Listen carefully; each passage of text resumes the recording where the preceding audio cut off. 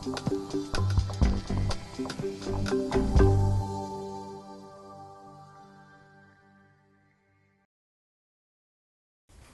my name is Fred Woudenberg. I work here in the city of Amsterdam at the Municipal Health Service. So maybe I'm one of the few civil servants in this room. I'm happy that I'm allowed to come here.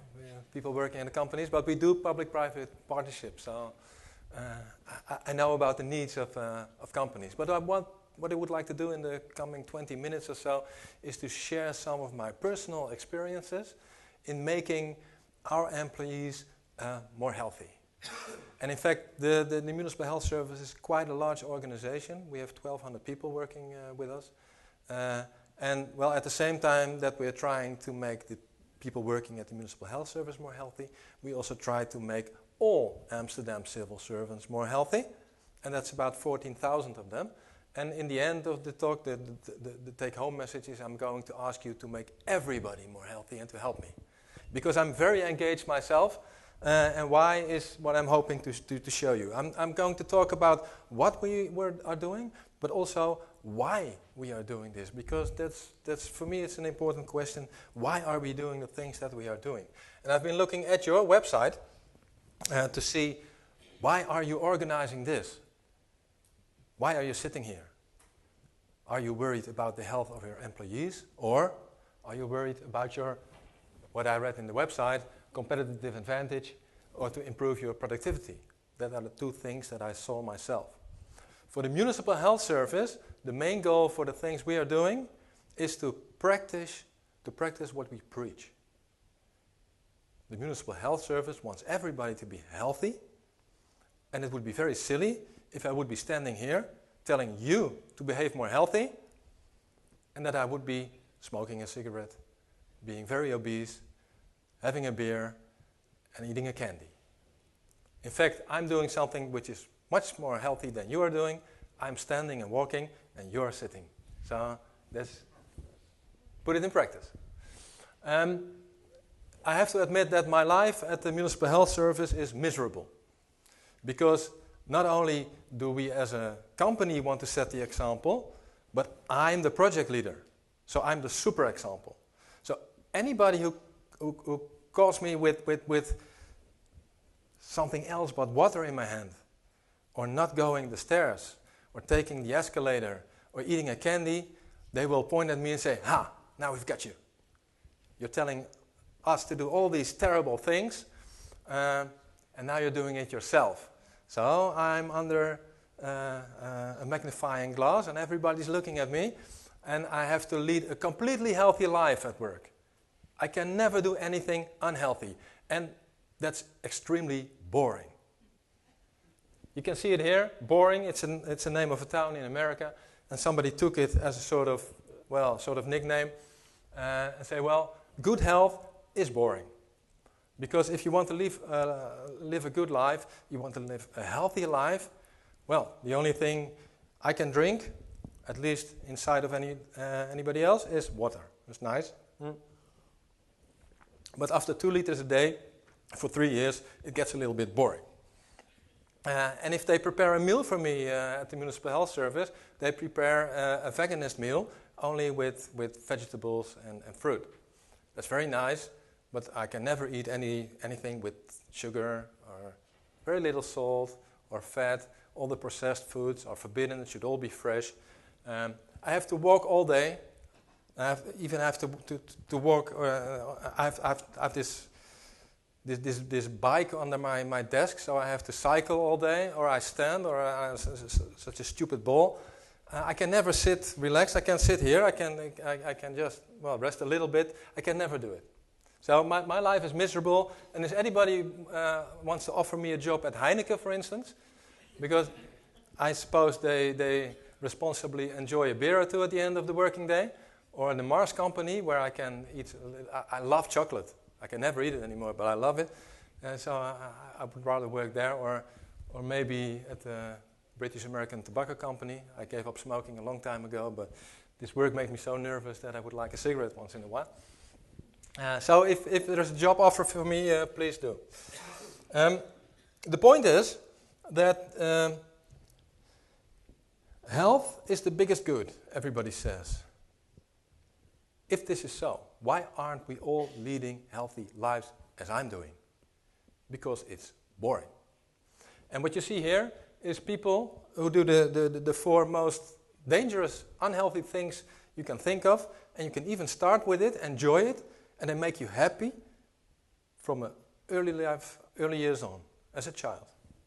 You see at the right, you see Ardi, a boy from Indonesia who was addicted to smoking when he was 2 years old, smoked a packet of cigarettes a day.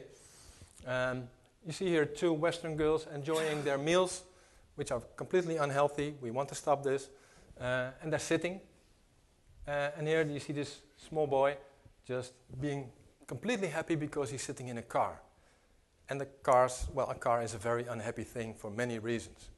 So, this is SNAP, smoking, nutrition, alcohol, and physical activity. And these are the main causes of ill health nowadays in the Western world. And if you want to make people healthy, you should take care that they do not smoke, eat healthy, don't drink alcohol, and be physical active all the time.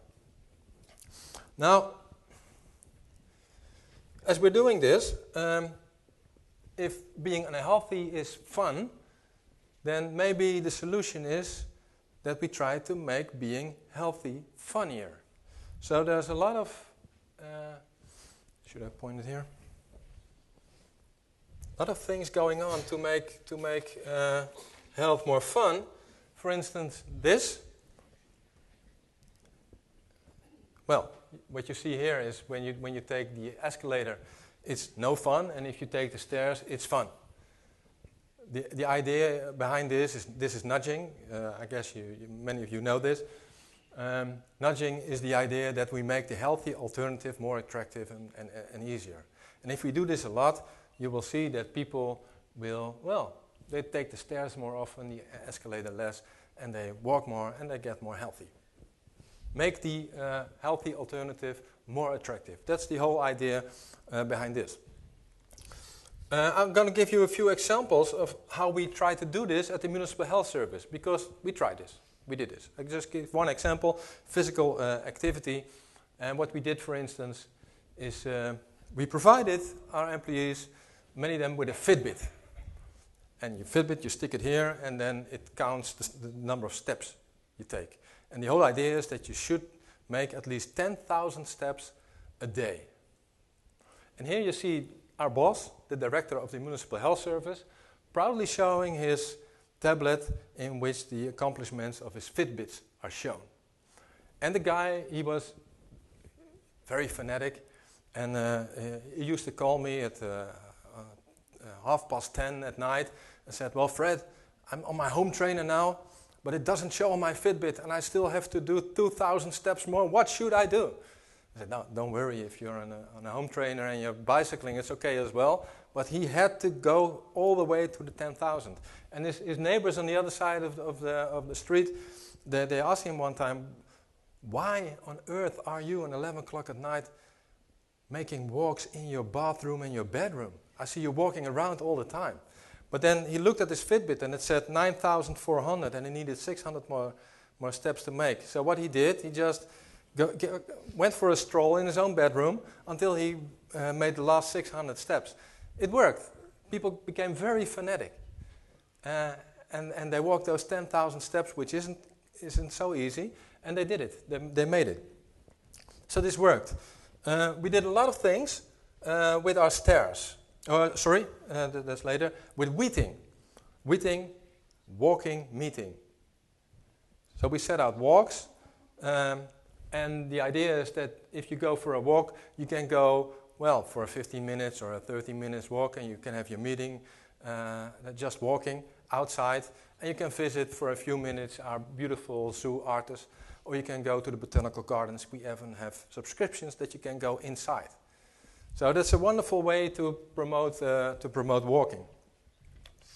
Also, these things, what I am doing, bicycling at your desk, standing at your desk, all kinds of, apparatus which you can use, such as sitting ball. I have one in my room as well.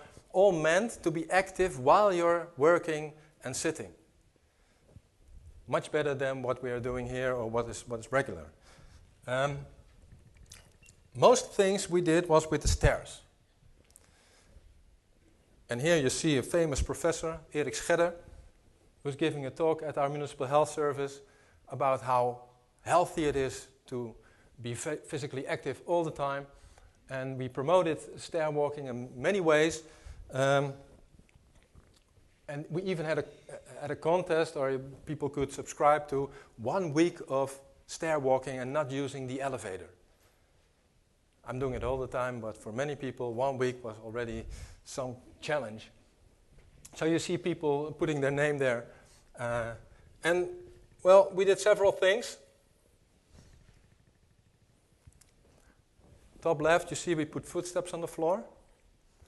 Top right, you see we put a sticker of the staircase on the elevator. We brightened up the stairs, enriched them with colors and text, and we put a feedback board in which you can see how many people have taken the stairs on a day, and if you pass by, you see it increase with 1, so you see your own accomplishment, your own attribution. You can see it on the feedback board immediately. And also this, especially this feedback board, is nice, it works. And, well, at the Municipal Health Service, we're scientists as well, so a scientific study was done to see if this is really working. And it worked, but it worked a little bit. Maybe 10%. And what we wondered is, well, we have those guys like me who are already active and maybe take the stairs a little bit more often, but what about these persons who never do any physical activity, or persons who are very obese, the persons which we would like to increase their physical activity, are they doing it as well? And then it becomes difficult. And then we come to another why, because many people want to be healthy, but as you already shown you, the mind is willing, but the flesh is weak. And with some even, the mind isn't willing.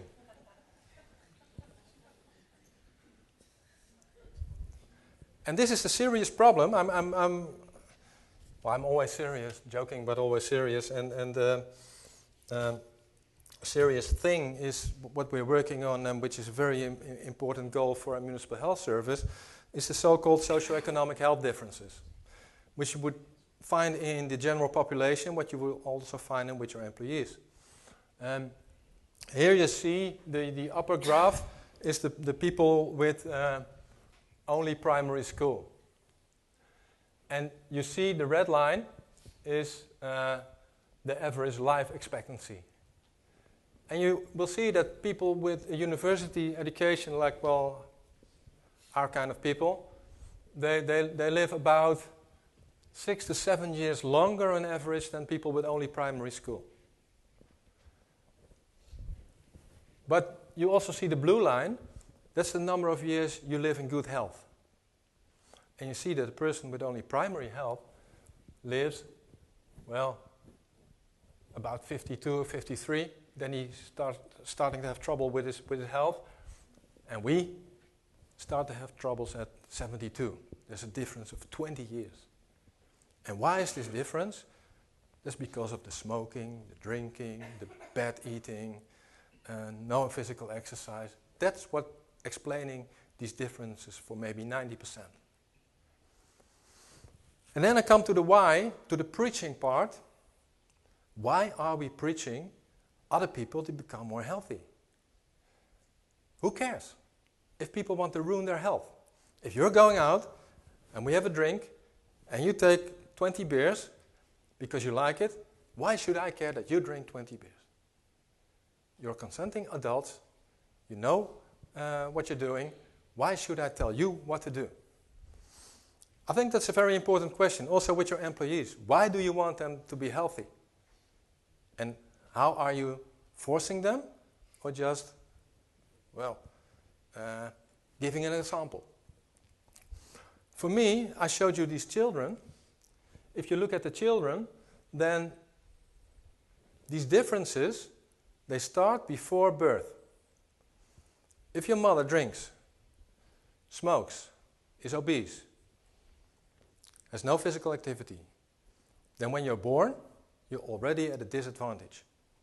The chance that you will become as your mother is very large for the healthy people and for the unhealthy people. And also the physical effects of being born in an unhealthy environment are immense. So we're not only talking about adults who know what they're doing and make their own free choice, we're also talking about children who don't have an honest start at the beginning. So many of the activities we are doing are focused on these children and, well, our wish to give these children a healthy life start. We call it the first 1,000 days, starting with the conception until they're 2 years old. These should be the happy, healthy years of the children, meaning that their parents should be healthy as well.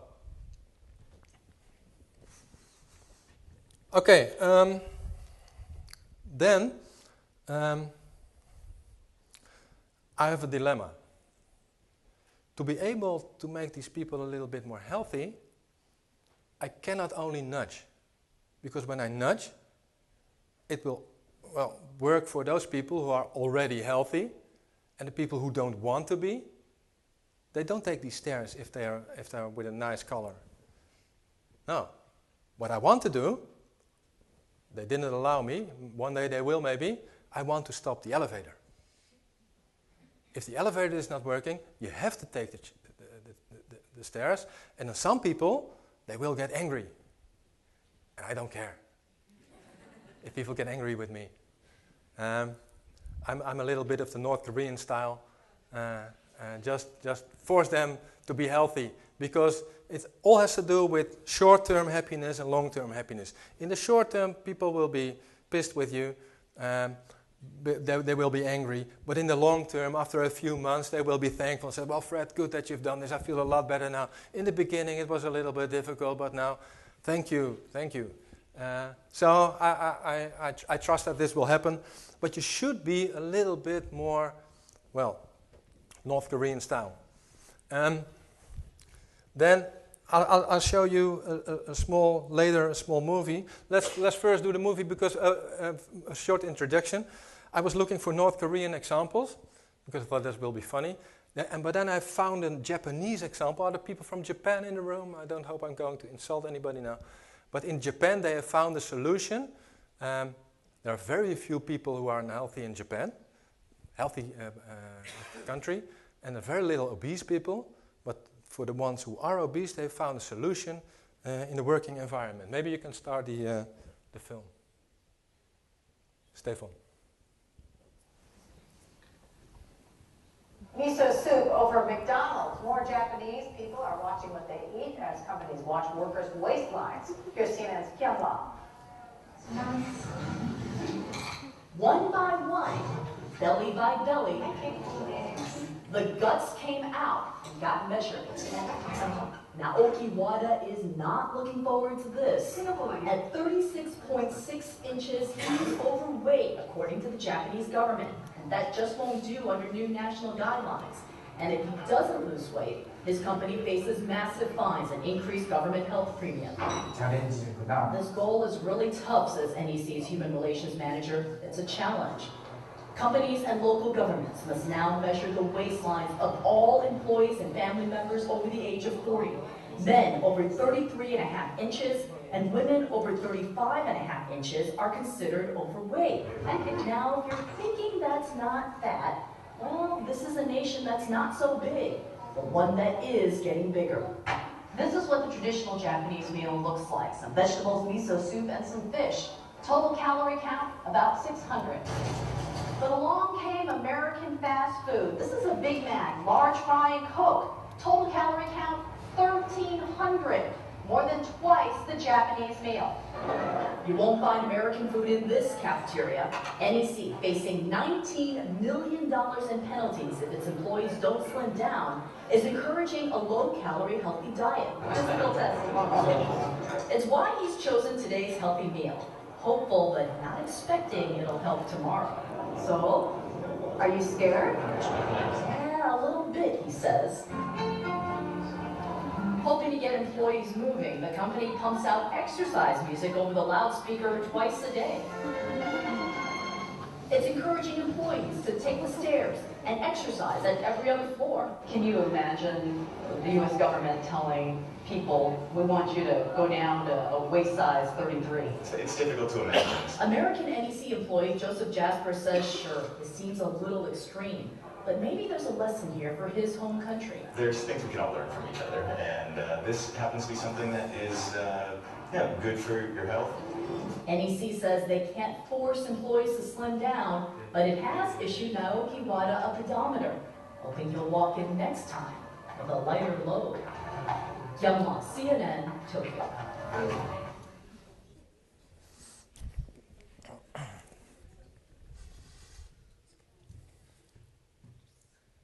So I don't know if this is a good example, but for me this is a real dilemma, because here what you see, you can't read it, but you can look it up. If you look at the chart of the world happiness order, you will find Japan on the 51. And the Japanese are the most healthy people in the world, but then not the most happy people in the world. And why?